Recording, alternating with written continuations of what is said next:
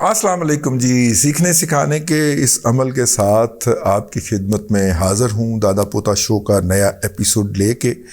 شہر لاہور کے اندر امید کی یہ شمع جو ہے ہم نے 13 سال پہلے جلائی تھی، اور سفر کٹتا گیا، ہم سفر گھٹتے گئے، اور لیکن ہم اپنی منزل کی طرف رواں دواں ہیں اور آپ کی خدمت میں حاضر ہیں۔ نئے طریقے سے اس کو شروع کیا ہے۔ ایک نمبر ہم نے دیا ہوا ہے، اس کے نیچے بھی آئے گا، اس نمبر کے اوپر آپ اپنی آڈیو ہمیں بھیج سکتے ہیں، اور ہم اس آڈیو کو ویڈیو بھی بھیج سکتے ہیں۔ آپ ویڈیو آپ خود اپنی تصویر نہیں دینا چاہ رہے تو کوئی بات نہیں، جو ہے آپ بار بغیچے کی طرف کر کے، کھڑکی کی طرف کر کے ویڈیو بنا دیں، آپ کی آواز آنی چاہیے اس کے اندر، ہم وہ ویڈیو لگائیں گے اور آپ کے ان سوالات کا جواب دیں گے۔ بنیادی ہمارے موضوعات سیاسی نہیں ہوں گے، پولیٹیکل بھی نہیں ہوں، یعنی پولیٹیکل نہیں ہوں گے، اکانومی کے ہوں گے، معاشیات کے، پرسنل فنانس کے اور کیریئر کاؤنسلنگ کے۔ تو آج کا پہلا سوال جو ہمیں بھیجا ہے، میرا خیال ہے۔ السلام علیکم دادا جی۔ دادا جی، آپ کے ورگلانے پر میں نے اسٹاک ایکسچینج میں اکاؤنٹ تو کھلوا لیا ہے۔ یہ میں ویسے مذاق میں کہا ہے ورگلانے والی بات، آپ کا شکریہ اس بات میں، لیکن میں نے اکاؤنٹ کھلوا لیا ہے، تو پلیز اب مجھے آپ گائیڈ بھی کریں کہ سب سے پہلے اسٹاکس میں کیسے سلیکٹ کروں اور کون کون سے خریدوں۔ عدیل احمد صاحب ہیں جی، عدیل احمد صاحب، یہ اس طرح کے سوالات آپ ای میل پہ بھی کرتے ہیں، وہاں پہ اتنا لمبا جواب دیا نہیں جا سکتا، یہاں پہ چونکہ ایک سے زیادہ لوگ جو ہیں اس سے مستفید ہوں گے، تو اس لیے میں اس کے اوپر بات کر لیتا ہوں۔ دیکھیے، اسٹاک مارکیٹ میں سلیکشن کے وقت نا، ایک تو فیوچر کو دیکھا جاتا ہے کہ مستقبل کیا ہونے جا رہا ہے۔ اگر آپ 10 سال آگے کی سوچ رہے ہیں، آج آپ شیئر خریدنا چاہ رہے ہیں، تو 10 سال کی اگر آپ سوچ رہے ہیں تو 10 سال کے بعد تو انرجی کے ڈائنامکس ہی چینج ہونے جا رہے ہیں۔ دنیا کے اندر الیکٹرک گاڑیاں آ رہی ہیں، بہت سے کام بجلی پہ چلے جائیں گے، آپ کے مطلب کراچی میں الیکٹرک بسیں آ گئی ہیں، لاہور میں آ جائیں گی، تھوڑے دن ہی گزریں گے نا، لاہور میں بھی آ جائیں گی الیکٹرک بسیں، ہمیں لانی پڑ جائیں گی۔ دنیا کے اندر جو ہے وہ ایک پاکستانی نے ہی وہ بیٹری کر دی ہے نا، جو ایک چارجنگ کے اوپر 800 کلومیٹر گاڑی چل جاتی ہے۔ وہ امریکہ کے اندر ایک پاکستانی، وہ جس نے $30 ملین ڈونیشن نہیں دی جا کے ترکی کے زلزلہ زدگان کی مدد کے لیے، وہی پاکستانی، ٹھیک ہے۔ تو اب اس کا ٹیسلا کے ساتھ معاہدہ ہو گیا، اب اس نے کرنا ہے یہ سارا کچھ۔ تو ظاہر ہے کہ آپ 10 سال اینڈ بیونڈ کی اگر پلاننگ کر رہے ہیں تو آئل اینڈ گیس سیکٹر آپ کے اس میں شامل نہیں ہوگا۔ پھر آ جاتے ہیں پاکستان کے اندر بہت سارے گھر بننے، تو سیمنٹ جو ہے وہ بہت اچھا آپشن ہو سکتا ہے۔ سیمنٹ میں سے شیئر سیکٹر، 3 سیکٹر کے شیئر آپ کے پاس ہونے چاہیے، ٹھیک ہے۔ تو میں عرض کر رہا ہوں کہ آئل کا سیکٹر جو ہے، آئل اینڈ گیس، اگر آپ 10 سال سے بیونڈ دیکھ رہے ہیں تو آپ کے پورٹ فولیو میں نہیں ہونا چاہیے۔ لیکن چونکہ آئل اینڈ گیس سیکٹر کے بہت سارے پیسے دینے ہیں حکومت نے، اور ان کے جو پے آؤٹس ہیں، جو ڈیویڈنڈ ہیں شیئر کے، وہ رکے ہوئے ہیں، اور جس دن حکومت نے IMF کے کہنے پہ عمل کیا اور ان کو تھبنٹو دی ہے، تو انہیں اب اگلے شیئر ہولڈر کو دینا پڑیں گے، اور آگے انہیں شیئر ہولڈر کو دینا پڑیں گے، تو آپ کا لائف ٹائم فلوک لگ سکتا ہے۔ سمجھ گئے نا میری بات؟ تو اگر آپ 4 سے 5 سال کے لیے فورسی کر رہے ہیں، بلکہ اس سے بھی 3 سے 5 سال کے لیے فورسی کر رہے ہیں، تو پھر تو آئل اینڈ گیس سیکٹر کا شیئر کوئی ایک چن کے اپنے پورٹ فولیو میں کر لیجئے، نہیں تو اس کو اگر 10 سال بیونڈ کی بات کر رہے ہیں تو اس کو چھوڑ دیجئے، دوسری سائڈ پہ آ جائیے۔ دوسرا ہے، ملک کے اندر کنسٹرکشن ہونی ہے تو سیمنٹ سیکٹر آپ کے پاس ہونا چاہیے۔ سیمنٹ سیکٹر کا کوئی شیئر اچھا سا اسٹڈی کر لیں۔ مجھے کوئی میپل لیف سیمنٹ کے بارے میں سجیسٹ کر رہا تھا کہ آج کل اچھے لیولز پہ آیا ہوا ہے، پروڈکشن اس کی ڈبل ہو گئی ہے، اور 2.2 ملین ٹن اس کی سالانہ پروڈکشن ہو گئی ہے میرا خیال ہے۔ کسی زمانے میں یہ پاکستان کی ٹوٹل سیمنٹ کی پیداوار ہوتی تھی، جتنی وہ ایک فیکٹری اپنی کیپیسٹی بڑھا کے لے گئی ہے، بلکہ اس سے بھی بڑھ گئی شاید، تو 22 لاکھ ٹن سے بھی بڑھ گئی ہے شاید۔ تو کہنے کا مطلب یہ ہے کہ یہ اس نے بھی رہنا ہے، کنسٹرکشن بھی رہنی ہے۔ تیسری بات، ملک میں زراعت، ہم زرعی ملک ہیں، زراعت نے بھی رہنا ہے، تو کھاد کے شیئر وہ الگ سیکٹر ہو گیا، ٹھیک ہے۔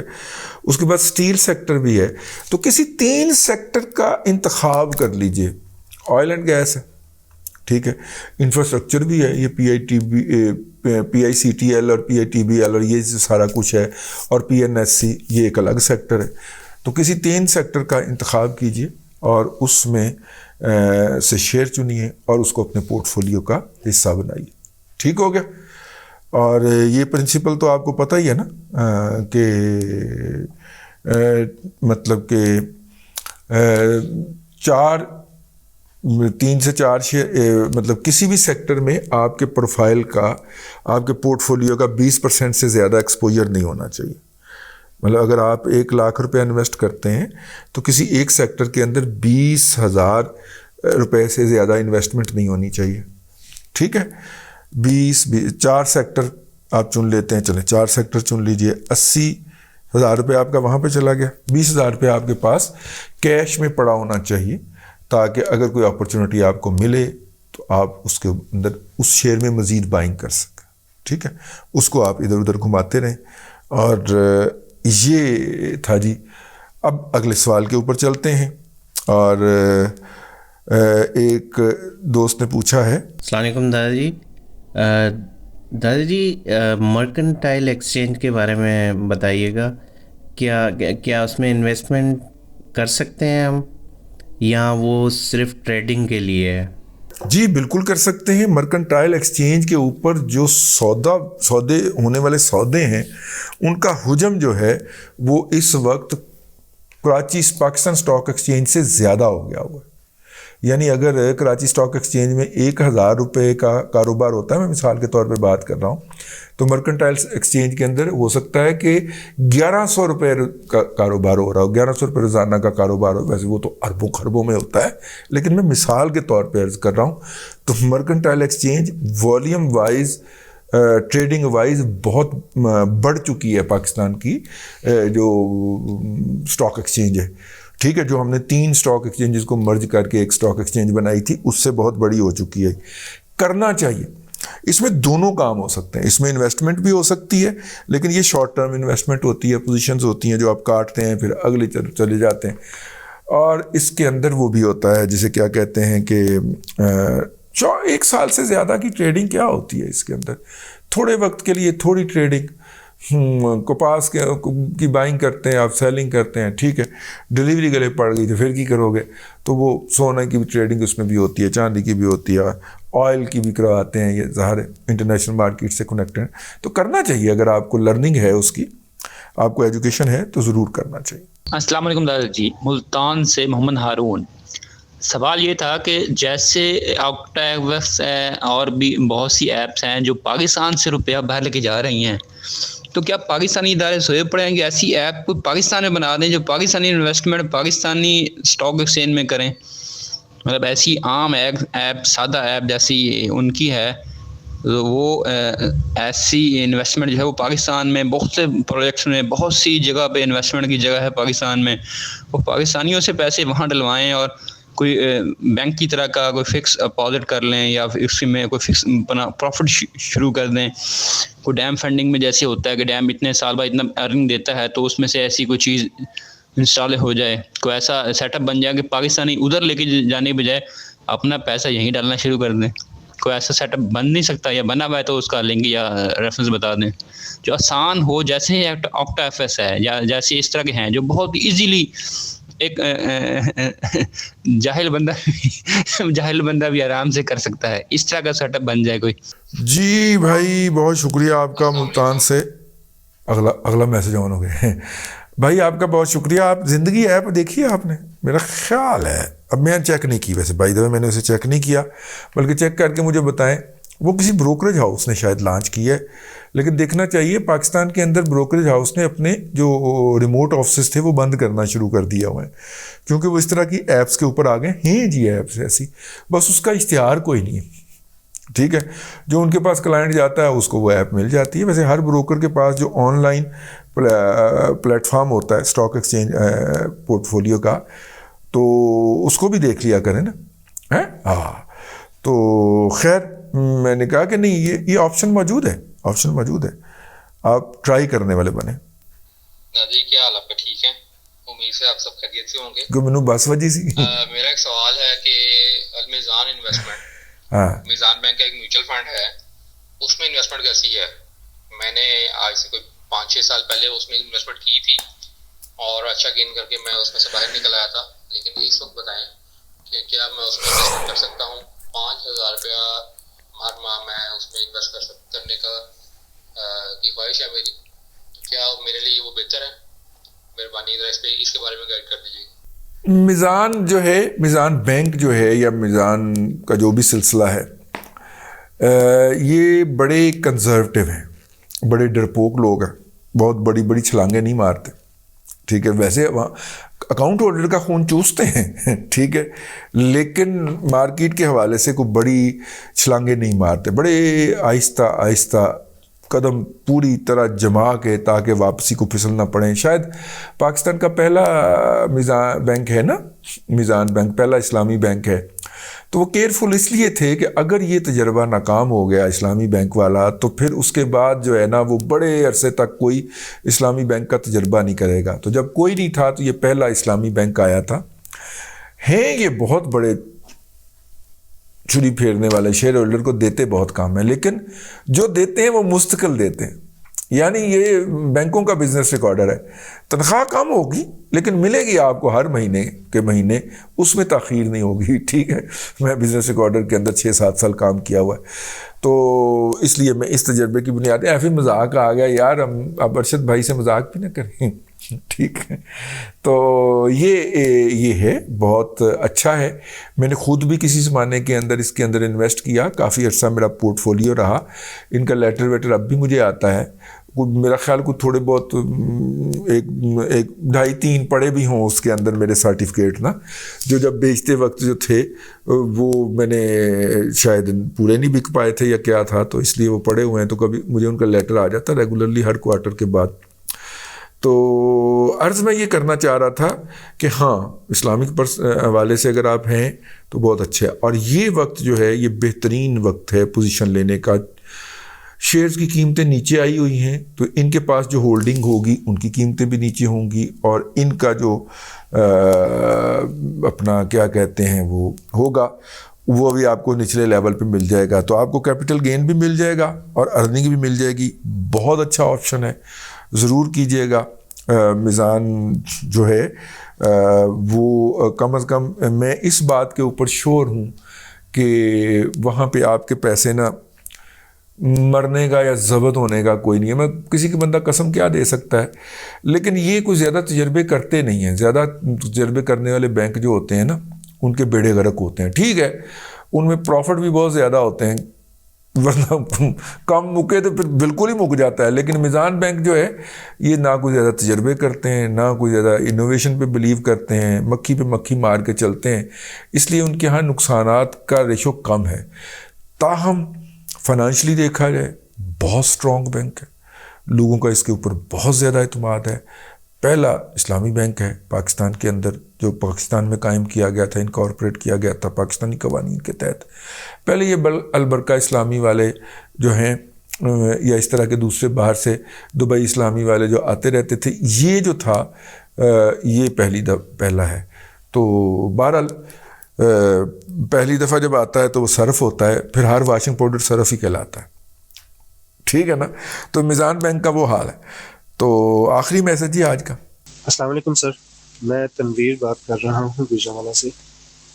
آپ کے لیے ایک چھوٹا سا سوال گزارش ہے کہ جب یہ پچھلی گورنمنٹ پی ٹی آئی کی آئی تھی 2018 میں غالباً, تو انہوں نے آتے ہی آئی ایم ایف کا راگ الاپنا شروع کر دیا تھا. آپ کے ولاگ سنے ہیں آپ کے, جس میں آپ نے بتایا ہے کہ آئی ایم ایف کا کیا رول ہے, کس طرح وہ یعنی کہ اکانومی کو دیکھتی ہے یا اس کو سارے اس کے پٹ فالز ڈھونڈتی ہے آئی ایم ایف کے پاس. تو جو ان سے پچھلی گورنمنٹ تھی نون لیگ والوں کی, وہ تو یعنی کہ اراؤنڈ 6 کا گروتھ ریٹ چھوڑ کے گئی تھی. اتنے گروتھ ریٹ کے بعد ان کو کیا ایسی ضرورت پڑ گئی کہ یہ آئی ایم ایف کے پاس گئے؟ اور یعنی کہ اس میں آپ مجھے کائنڈلی وہ ریزنس بھی بتا دیں کہ جو پی ٹی آئی کی ریزنس تھیں, اور وہ ریزنس بھی بتا دیں کہ جو Pakistan as a state I M F کے پاس جانے کی ریزنس تھیں. اب سوال یہ پیدا ہوتا ہے کہ نواز شریف صاحب جو تھے وہ یا اسحاق ڈار صاحب جو تھے وہ 3 سے شروع ہوئے, اور 3 سال کے 2014 سے آن ورڈ وہ 16 پہ لے گئے, 3 سال میں 18 تک ہیں 15 سے آنورڈ 16 پہ لے گئے, 6% پہ لے گئے گروتھ ریٹ. کیا ہوا انہوں نے دیکھیے پاکستان کی اکانومی کے اندر ویلیو ایڈیشن کے لیے کوئی سیٹ سرمایہ کاری کرنے کے لیے تیار نہیں ہے.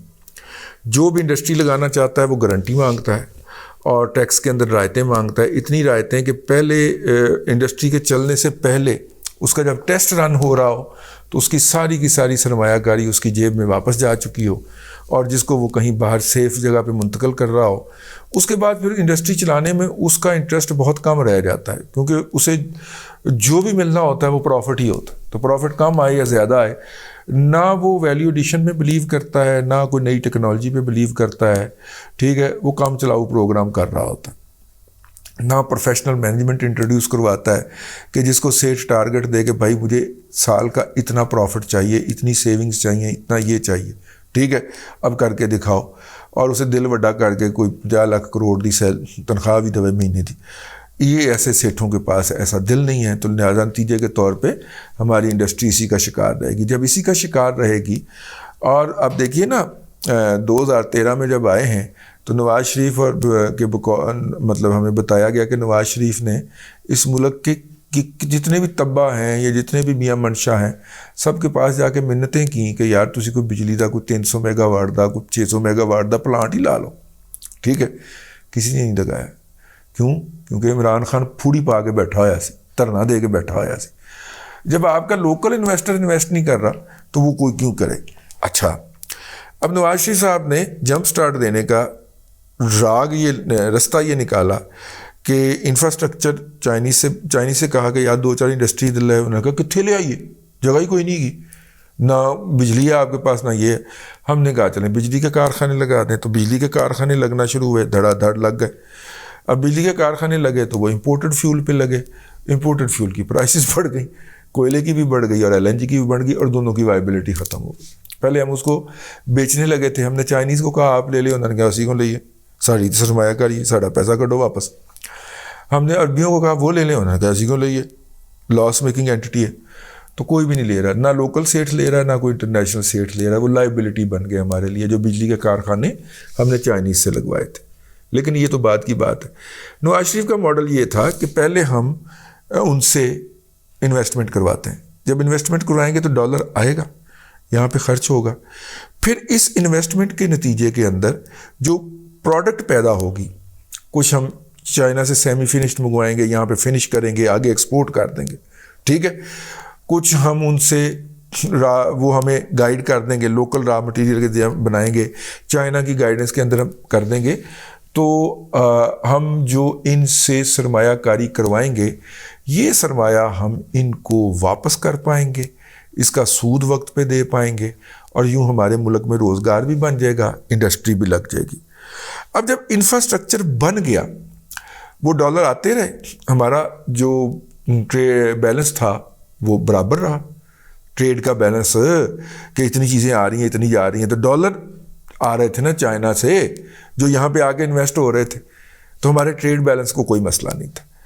اب عمران خان صاحب یا جنرل ریٹائر قمر جاوید باجوہ, جب یہ جوڑی جو تھی انہوں نے یہ طے کر لیا کہ اب ہم نے آنا ہے, تو یہ بات طے تھی کہ انہوں نے آ کے سی پیک کو بند کرنا. تو جب سی پیک کو بند کرنا ہے تو پھر آپ کا بیڑا غرق ہونا تھا, اور جب آپ کا بیڑا غرق ہونا تھا تو آپ کے پاس IMF ہی آپشن بچتا تھا. اور جب آپ یہ بیڑا غرق کر کے IMF کے پاس گئے تو IMF نے پھر وہاں پہ وہ کچھ بھی لکھوا لیا جس کا اظہار اس وقت ہو رہا ہے آپ کو اور مجھے. ٹھیک ہے, جنرل قمر جاوید باجوہ اور عمران خان دونوں سی پیک بند کرنے کے مجرم ہیں, اور چونکہ انہوں نے سی پیک بند کرنا تھا, اگر سی پیک چلتا رہتا تو وہ جو چائنا کی طرف سے انفلو ہو رہا تھا ڈالر کا وہ ہوتا رہتا, اور اگر وہ چائنا کی طرف سے ڈالر کا انفلو ہوتا رہتا تو ہمارا اور آپ کا کام چلتا رہتا. ٹھیک ہے نا.